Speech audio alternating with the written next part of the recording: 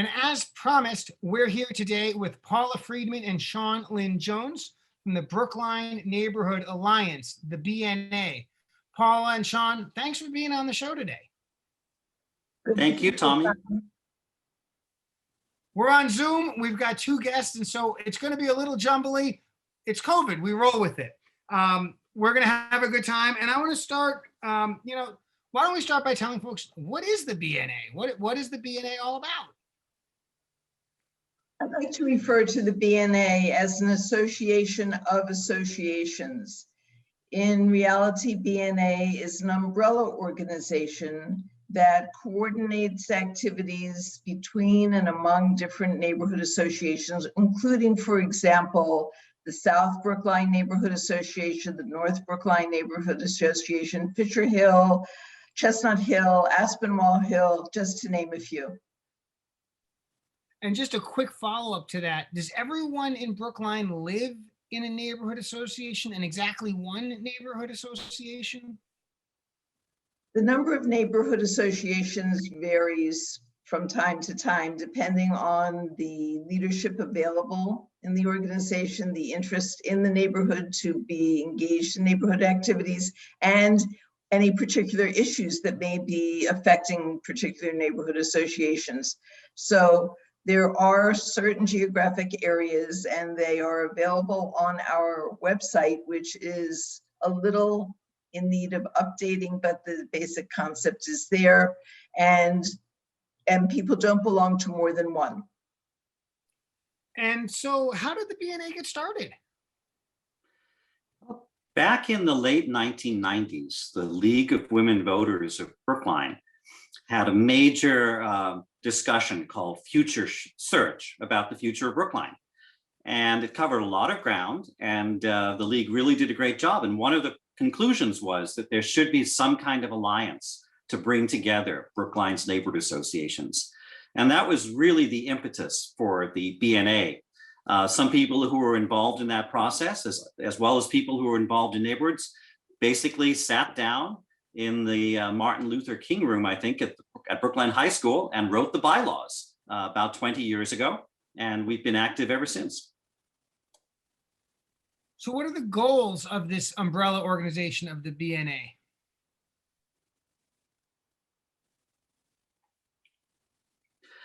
Well, we've tried to do a few things over the years. The most important, I think, is just serving as a forum for communication among Brookline's neighborhoods. Brookline has some very different neighborhoods, but by getting together and talking about common issues, I think we've all come to understand that there are a lot of things that we do share, and we learn a lot from one another. We've also just tried to promote neighborhood associations. We even have a little seed money fund for organizations that are getting started. And we've strongly encouraged groups to get organized and have an association, even if it's just for social reasons, to build that sense of community. A few times we've actually taken on a much stronger advocacy role. We generally don't take positions as an organization, but a few years ago, for example, when the MBTA was trying to raise fares very significantly, we issued letters and spoke at a number of public hearings as BNA representatives to try to fight that fare increase. And I think in the end, at least the increase wasn't nearly as large as the MBTA had originally proposed. And that was a good thing for Brookline. That your memory is correct. That's exactly right. There have been one fare increase, maybe two since then. Nevertheless, which neighborhoods tend to be the most active? I would say that the most active neighborhoods are several types. One is the most long-standing ones that have ongoing activities, ongoing meetings, and a way to communicate with their neighbors. Another type of active neighborhood is those who face issues within the neighborhood, whether it's in terms of, for example, recently demolition of houses or zoning changes or policies that the town is proposing that may disproportionately affect certain neighborhoods, gives people reason to get together. As Sean mentioned, other reasons for getting together include environmental issues that people are concerned about, or working together towards maintaining the beauty of parks in their neighborhoods. They are friends of parks associations. And we would like to encourage anyone who is not involved in a neighborhood association to get involved. One of our concerns is that the sense of community may not be as strong today as it used to be. And we would like people to have a sense of neighborhood belonging and community. And so there's lots of organizations in Brookline who have a quasi-political role. I think, like the Brookline Neighborhood Alliance, you dabble in politics. It's not the only thing you do, and you're not a heavy hitter, but you have interest and you're engaged. So what makes focusing on neighborhoods distinctive from other kinds of organizations? That's a hard question, but it's an interesting one, because I think the key, obviously, is that neighborhoods are geographically defined, and they're not defined around a political issue. They're not defined around precincts, obviously, which organized for political reasons and are usually bigger than neighborhoods. And they're not just groups of school parents. That's a different kind of community. Neighborhoods really are about the built environment, about a livable place, about a sense of community, people relating to one another. And neighborhoods are also very interested in their amenities, parks, playgrounds, transportation, and the kinds of services they get from the town. So there's obviously a political element in trying to make sure that they're well served in that respect. But there's also the apolitical, just community process, block parties, online discussions that often are about, I have an extra chair, can you pick it up from my porch? And that's part of what some of the neighborhood associations are doing here in Brookline. It's great. Now, we talked about the history of the BNA, but I have a slightly different question, which is, what are some of the activities that the BNA has done over the year? What are some of the things that the BNA has done over the past few years?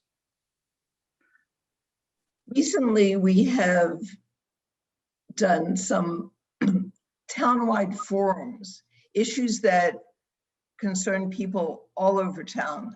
We're kind of proud of the kinds of things that we've done, as Sean said, are apolitical. I think that the overlying theme is that we try to be communicative about issues that affect everybody in town.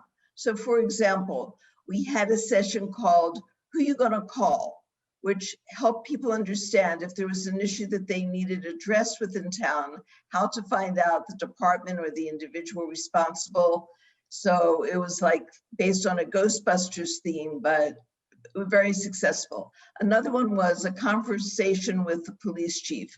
And it turned out to be not just the police chief, but a lot of senior officers in the police department came, and we just found out a lot about how the police department functions and how they are so progressive in their functions and activities that they don't limit themselves just to doing law and order policing, that they really are very much involved in the community and in helping to triage situations, even including mental health issues or all kinds of things where people need help that aren't typically thought of as police activities. So I want to pay tribute to the police department for their very broad scope of activities.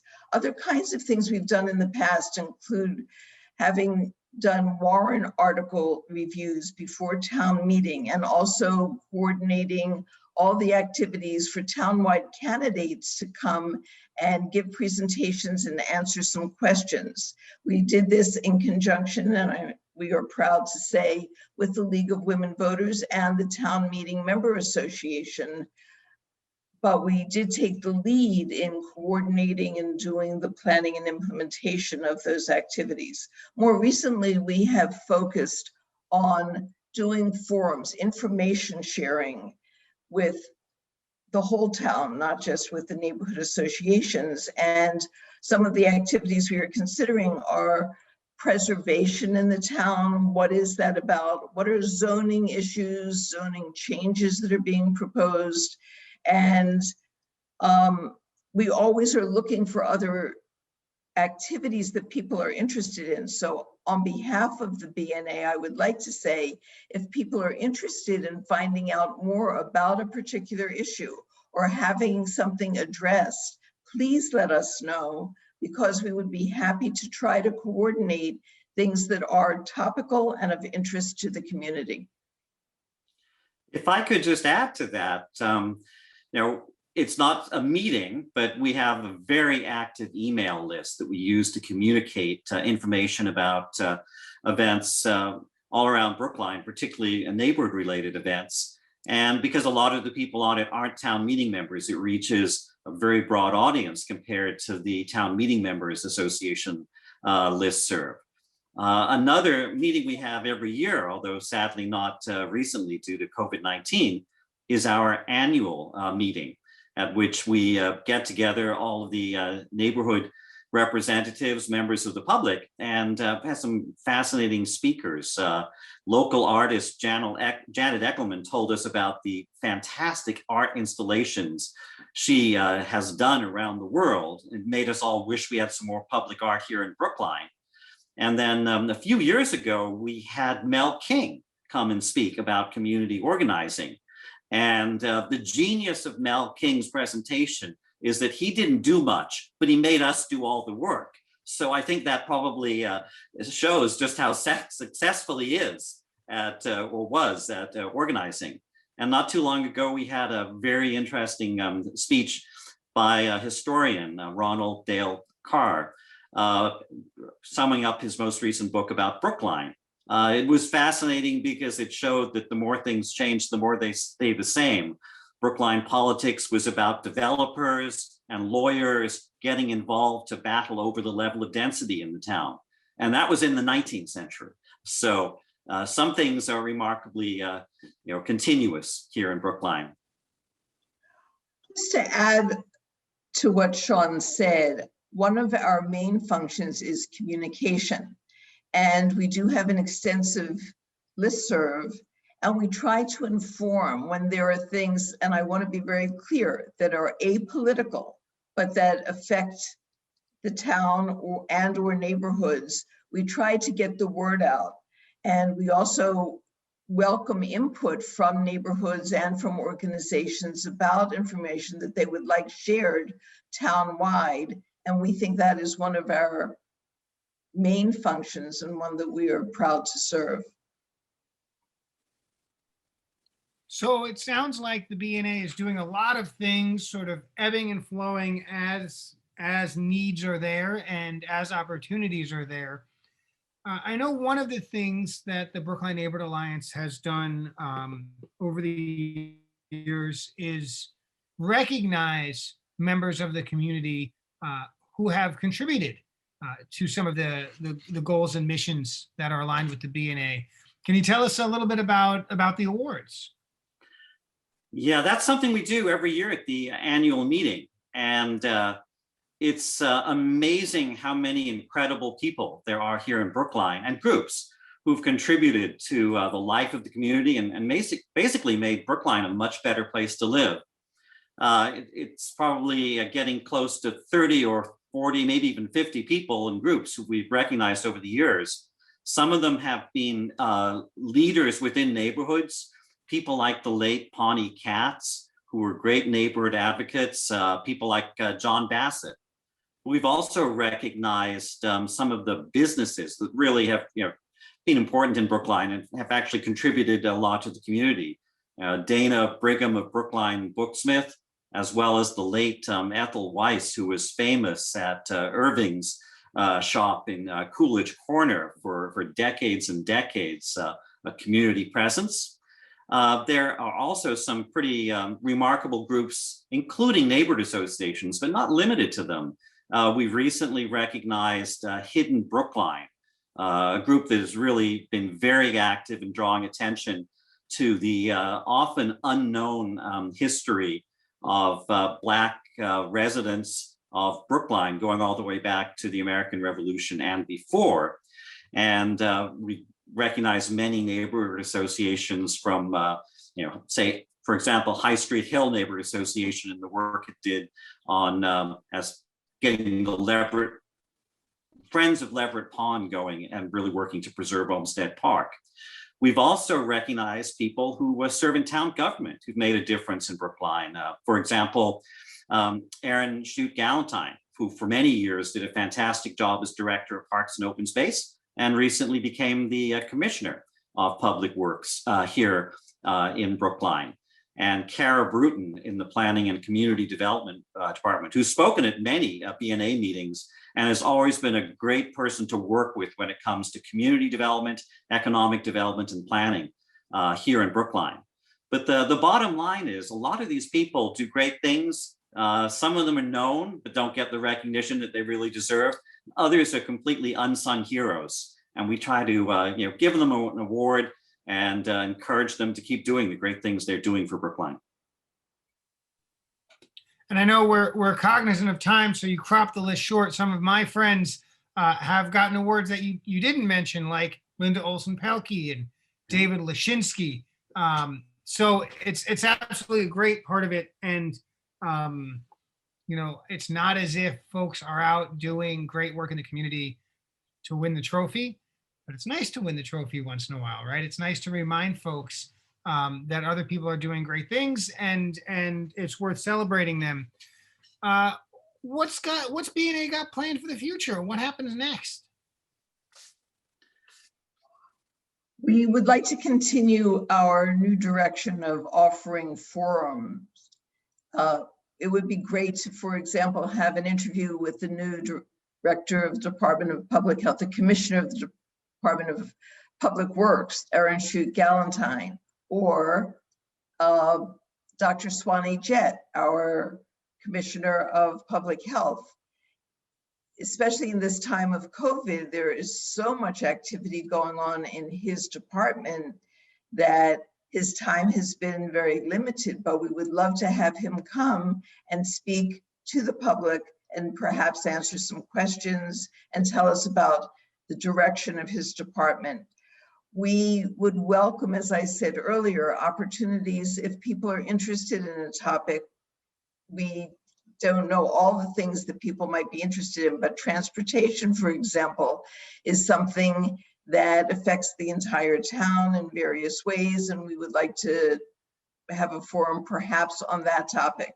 Before time runs out, Sean, with your permission, I would just like to acknowledge the tremendous work that the BNA Executive Board does. It's a relatively small group of people, all of whom are committed, dedicated to the town, to quality of life in neighborhoods.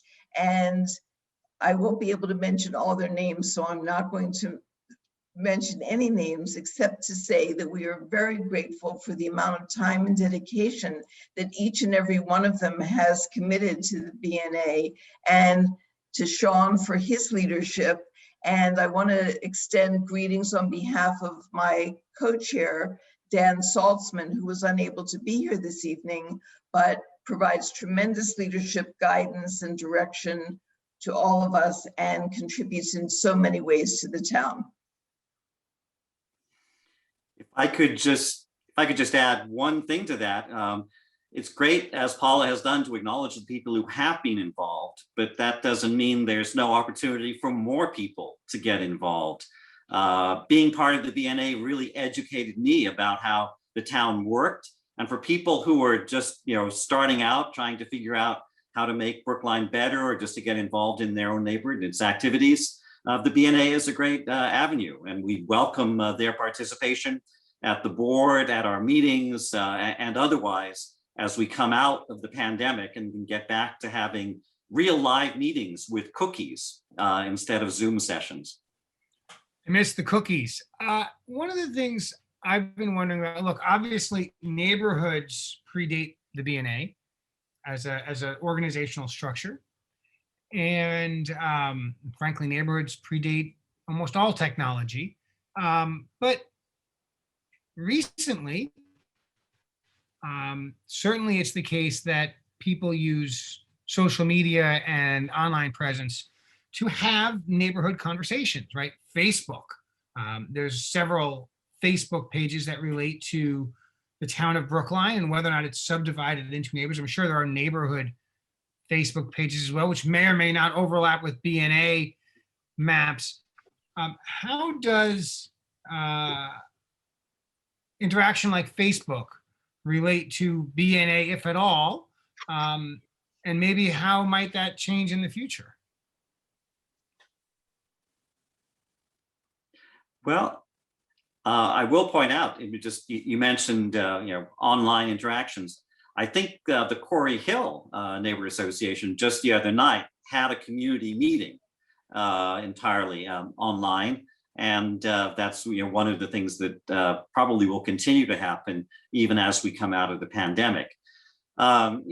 One of the problems, as I think we've seen, is that social media can degenerate sometimes into a certain level of nastiness. And I wouldn't want to rely entirely on Twitter and Facebook as the means for communicating. I think we can build the infrastructure for both in-person and online interaction within and between neighborhoods in Brookline to go beyond that. But there certainly are some Facebook sites that have sprung up on the basis of precincts and neighborhoods. But it's not always the best way. It's just one way among many to keep the communication process going. But I don't think, at least I hope it won't ever completely substitute for actually getting people together to have a discussion. It's hard to share cookies online. I recommend, cannoli or Italian butter cookies, but people have their own preferences. If you've got cookies, people will come. It turns out that's a good tip. Look, the Brookline Neighborhood Alliance is a long-standing organization in Brookline sort of social political fabric. Much more time doing the work than a lot of other organizations. And it sounds like it's well positioned to keep doing that work. Look, we're still going to live in neighborhoods in the future, and we're still going to have issues that impact different neighborhoods differently. And so I'm so glad that you are doing this work. Any last words? We covered a lot of things, but there's always a few things maybe left unsaid. You got anything you got to get out? Tommy, I would like to thank you on behalf of the BNA for giving us time to talk about the BNA. We're really very proud of the work that BNA does. We kind of are sometimes not high profile, but we feel that we make significant contributions to the town and to neighborhoods. If there's anything that we can do to help neighborhood organizations, neighborhood associations, in terms of doing more of what they want to do, we again offer our resources to do that. If there are areas that are not yet neighborhood associations, but would like to form a neighborhood association, we would be more than happy to offer support, resources, mentorship, and how to get one going and keep it going. So again, Tommy, we want to thank you, number one, for your leadership, not only in the town, but statewide, and I've heard nationwide. And we want to thank you for the time that you are devoting to BNA. Well, and of course, I want to thank Brookline Interactive Group, the town's media sponsor that allows all of this to happen and has provided us this space. So thank you, Big. The show you're watching, Paula, co-chair of the Brookline Neighborhood Alliance, Sean, past co-chair. Again, we encourage folks to go to brooklinena.org. That's the website. It'll be refreshed, with everything else. It's COVID. We'll get there. But check it out. There's email addresses on there. If you are interested in being more involved with the Brookline Neighborhood Alliance, you can do it that way. And hey, we just had another great show. We'll see you next week at 2:30, same bat time, same bat channel. Thanks everyone for watching. Have a great day.